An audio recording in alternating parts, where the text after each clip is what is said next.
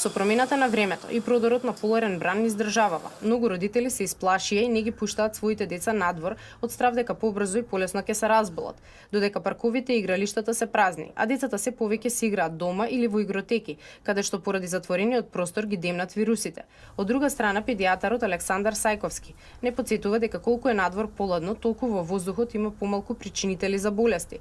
Сепак, престојот надвор да биде ограничен на одредени временски интервали, а веднаш потоа децата да се затоплат. И ако вие го научите едно бебе да го изнесувате надвор и фактички го научите и на ладен воздух, односно на ладна температура, прагот на тој центарот за терморегулација, што работи иначе како класичен бойлер, фактички ќе се намали и на тој начин тоа дете ќе биде научено да седи надвор. Децата имаат метаболизам кој што е 6 до 7 пати поголем, побрз од нашиот метаболизам на возрастните. Во таква ситуација, они продуцираат и поголема количина на топлина. Нив не им треба толку облакање, затоа што полесно се адаптираат на пониска температура, отколку на повисока температура. Останатите совети се да се облечат децата онака како што се облечени и родителите, а на бебињата им треба еден слој облека повеќе отколку на нив.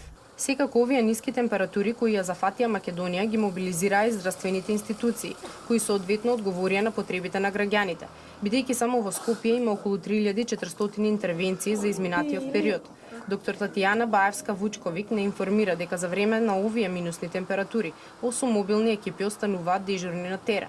Бранот кога зафати бевме во период на празнични денови, кога воглавном и институциите се организирани со дежурни служби.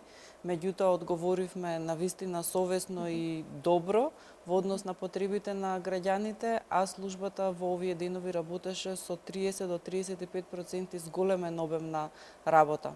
Од Министерството за здравство во континуитет ја следат состојбата со студеното време, па препорачуваат бремените жени и хронично болните лица над 60 години да се ослободат од работа, а работниците кои работат на отворено да работат од 10 до 16 часот со повремени паузи.